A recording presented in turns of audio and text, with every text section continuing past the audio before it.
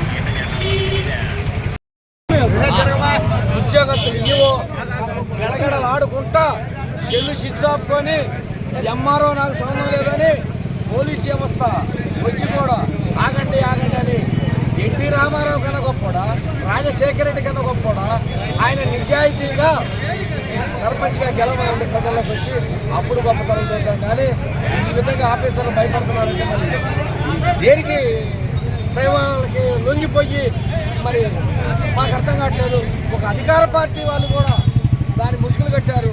ఒక అనామకుడి ఫ్లెక్సీలు కడితే దానికి భయపడుతున్నారంటే మీడియా కానీ పోలీస్ వ్యవస్థ కానీ సహనం కోరుతూ ఇంకా చూస్తున్నాము. ఎందుకు అంటే అది ఒక అధికార పార్టీలో ఉండి బలమైనటువంటి మిత్రపక్షాలు ఉండి కూడా మేము ఓకే సార్ ఓకే